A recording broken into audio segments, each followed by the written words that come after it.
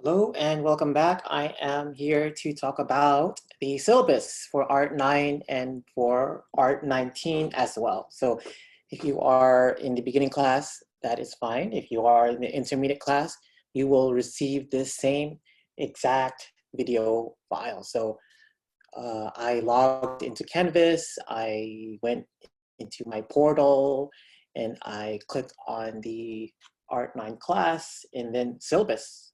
I'm hoping that if you are taking this class, you are probably already familiarized with Canvas. So if not, you know, try to get accustomed to it. We're basically doing everything on this program here. So here is some of the course information. If you are in this class and when you signed up for it, you probably saw all of this already. The course catalog description. And so here are the class materials. I'm actually going to record a separate video with all of these things so that you can see if you can take a look at them if you haven't gone out and bought them already. They're pretty self-explanatory. One of the things I would look out for is when buying the materials, you should have a paint media in mind. If you want to use acrylic paint, it's a little bit easier because you don't have to deal with something like turpentine. If you want to use oil paint, then you have to get that. You have to get that solvent because, yeah, it takes a little bit more work, to be honest. So, you know, I would just experiment. If you want, buy acrylic first, and if you want to play around with oil, try it later. But if you want to, you know, survive this class, you want to get technique down, and you want to make a few good paintings, I think acrylic is actually perfectly fine.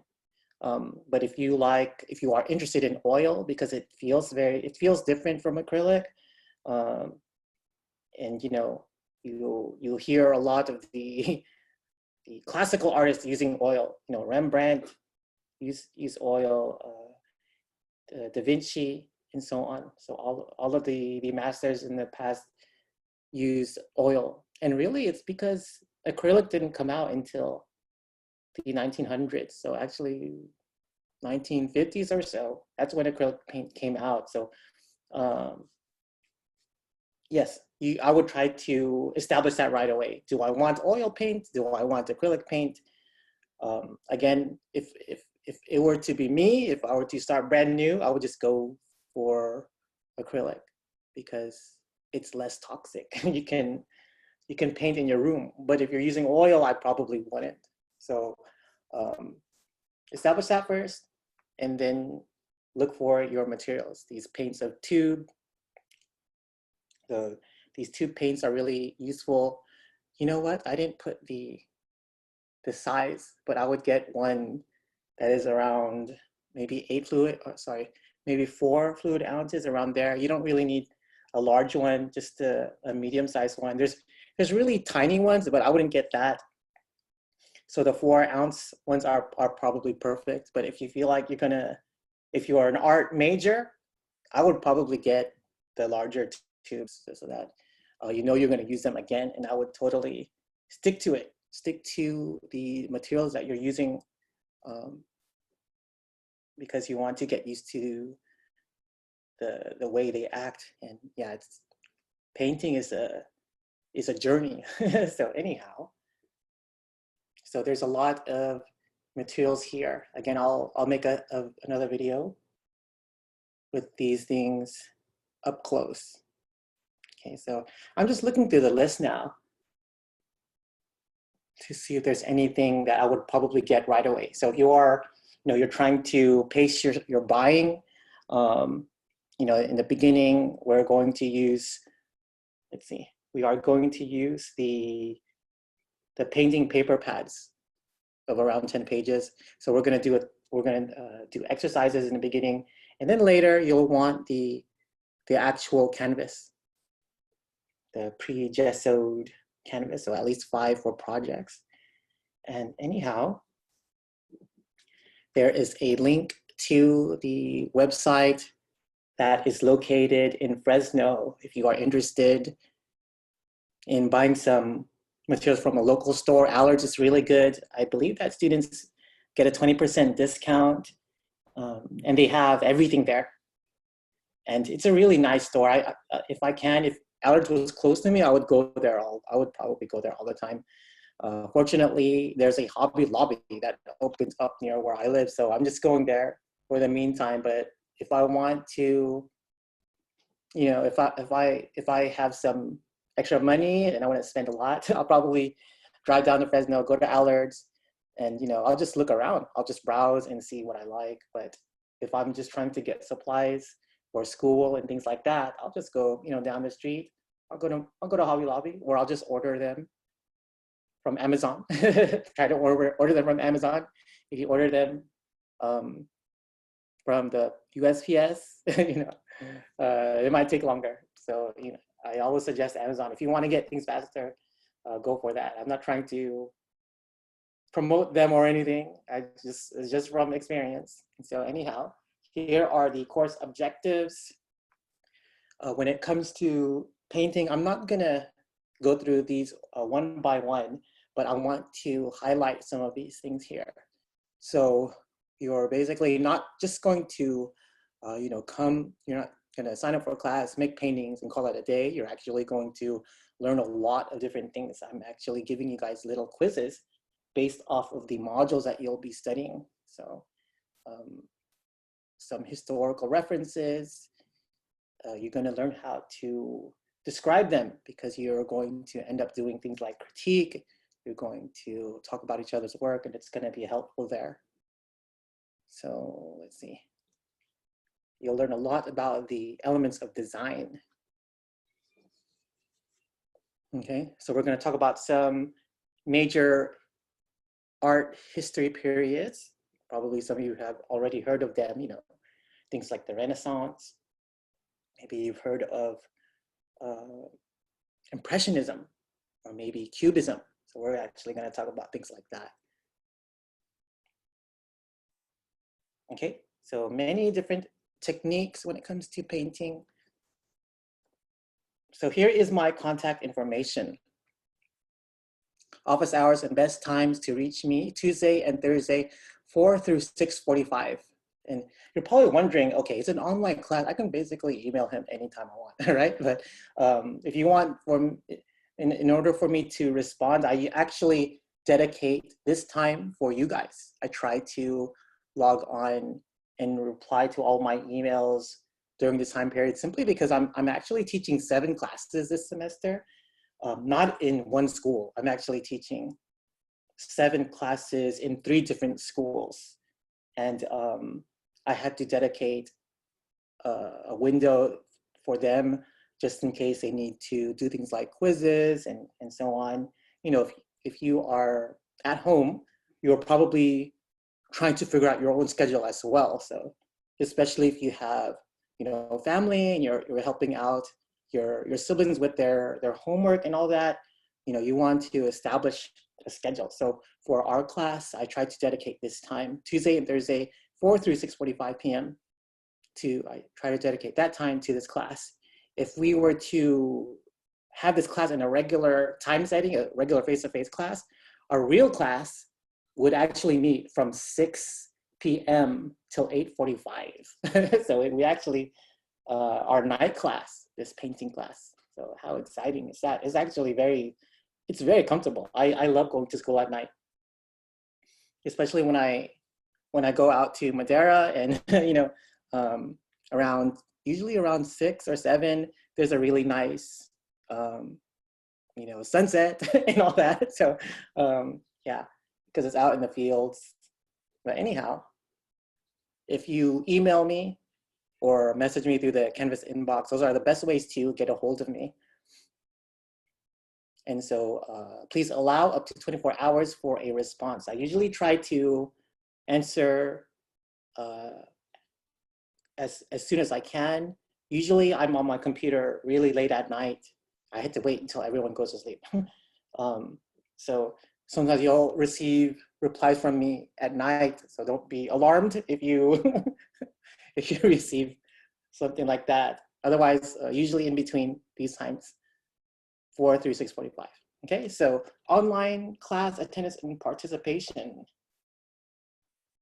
So in a regular class setting, you are actually, I had to document your attendance. So this is the way we do attendance here for this class. Every teacher does it differently. But for me, I take attendance 2 times a week. And I do that by your interaction.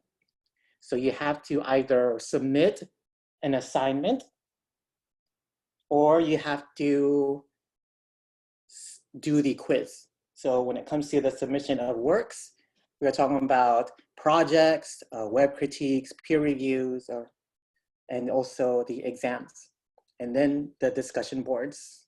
So if you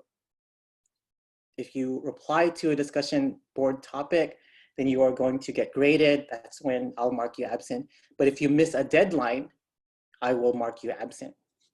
Okay, so every assignment has its own deadline. So be wary of that. I should show you guys something later on Canvas when it comes to the assignment. You'll see different dates. You'll see an available date. You'll see a due date. And then you'll see I believe it's an end date. So sometimes when students, they see that, they get confused. They think the end date is the due date, when actually there's a due date, and then there's an end date also. So the end date basically means the assignment will not be available anymore after that. But the due date means that is when the assignment is due. So I actually give a little bit of leeway there. I let students turn it in late with a point deduction, of course. So I'm gonna talk about that next. So when it comes to your discussion board responses, I'm looking for some constructive feedback. Make sure that you don't just leave something like good job or I agree and just, you know, click enter and call it a day and be rest assured that you are marked present. You have to be a little bit more thoughtful than that. Okay, so I actually grade you on how you leave your responses. Okay, students are only allowed 3 absences per semester. So we'll see how that goes. So again, just let me reiterate some of those main points, or actually just the last one. So yes, if you don't turn in work by the deadline, you'll be marked absent, okay? So for the late work, projects and online assignments are due on the assigned date as stated per assignment. Failure to submit before or on due date will result to an automatic 20%. So I give a point deduction for those who missed the deadline. Some classes, some professors I know, they don't even accept late work. You know, for me, I try to give students a little bit of a chance, especially if the projects are intense and that I understand that you're taking many classes, you know, you have a day job or whatever. But, you know, when it comes to school, I expect students to put that in front. You know, you want to do well in school, you want to do the best that you can in that short amount of time, because school in general, the lifespan of a student is, I mean, the amount of time that you're spending in school is not really that long. So during that short time, you want to do your best. Okay, so just a little bit of you know, school advice from me. And so if you don't meet the deadline, you'll get an automatic 20% deduction, and the deduction actually increases for every day that it is not submitted. So the first day, the first automatic deduction is 20%. The next day it'll be 40%, and so on. So you only have 5 days to submit work for some credit. So you know, take deadlines seriously, and if you submit them ahead of time, that's even better. That way students can actually get feedback from me. So one of the negative things about taking an online art class is that I'm not physically there watching you work. So I see the works submitted after the students are finished, instead of seeing them in stages. That And so what's going to happen is that you turn work in and without any kind of feedback from me. So if you are working and you want me to, if you want to make sure, you know, you're doing well or you're doing it right, you can always, you know, take a picture of it and send me, and I'll tell you, you know, hopefully before it's due, that maybe you should do this, maybe, you know, you're doing it the wrong way. But, you know, if you want, you know, you want some reassurance, I would probably message me about it first. Take pictures of it. You want to gradually take pictures of your work while you're working on it. You want to paste them, maybe like after every 30 minutes or so. So anyhow, so the same thing for quizzes. I usually give quizzes during the week, and that if you don't turn them in by Friday, then there's gonna be a deduction as well. So it's the same as the regular assignments. For every day that it's not submitted, a 20% deduction will be applied. Okay. So the grading scheme is the same. It's a traditional A, B, C, D, F. When it comes to the overall grades, they are actually being weighted in these different categories. So 10% of your grade is based off of a gallery report. So you actually had to do a little bit of writing in this class. When I was going to Fresno State, we had to do 2 gallery reports a semester, and that we had to physically go out to these different places and then write about them. And that since we right now, in the middle of this pandemic, we can't go to any galleries, I'm asking that you guys do online virtual exhibitions. So you'll get more information on that eventually, okay? If for some reason I don't bring it up, make sure to ask, because you will submit them during midterms and also during final, and that they are worth 10% of your entire grade, okay? So 10% for attendance and participation. And I really just put this there so that students can see how well they are doing in terms of their participation. You also want to show your instructors that you are in the class, that you are participating, that you are taking the class to do well. So participate. 20% is your critique discussion grade. This is based off of the entries, the discussion board entries, okay? 20% is based off of the exams or the quizzes. So I'm actually gonna give a quiz for every week, and then I'm gonna give a midterm exam, and then I'm gonna give a final exam. And those are actually cumulative. So get to know these things. Okay, 40% of your grade is based off studio projects. So that is the bigger chunk of your entire grade. You want to turn a lot of those, you want to turn all of those in with little to no late deductions, okay? Students are expected to keep track of his or her grade on Canvas. If you are a DSPNS student, if you are a student with a disability, you probably have some sort of documentation that you have to give me. Sometimes the DSPN office, the DSPNS office sends it to me directly, but if they don't, I would probably receive it from you, okay? Let me know what the accommodation might be. Usually for DSPNS students, they just need a little bit more time to take quizzes and things like that. So if you, again, have this documentation, make sure that I get it right away. I had students give me their DSPNS student, they gave me their, sorry, I'm thirsty, I need a drink.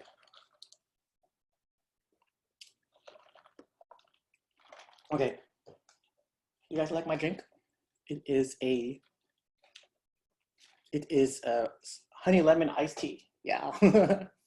And so anyhow, where was I? So make sure that you give me that DSPNS documentation right away. I had students that I had one student last semester, he gave his DSPNS student his documentation to me mid-semester, and you know how many quizzes he did bad on because he ran out of time. And so he didn't want to, I guess apparently he didn't want to give me the documentation until it was really starting to affect his grade, but I don't know why. So anyway, make sure that I get my hands on that, okay? And so, course outline. These are the things that we are going to be talking about. I'm not gonna talk about these things individually here. It's a lot. So I'm hoping that you are going to, learn a thing or two about painting. It's the media that I enjoy the most. I love painting. And so I think that is it for the syllabus discussion. And you're probably wondering, when are we going to start painting? I actually give students a little bit of time to gather their materials. So the first week is really all about the syllabus. The second week is about the materials. And you might have one activity, but no big painting projects just yet. So look forward to painting in several more days. Make sure that you get those materials. And I guess that is it for now. Let me know if you guys have any questions. Don't hesitate to contact me. All right, take care and hope to hear from you.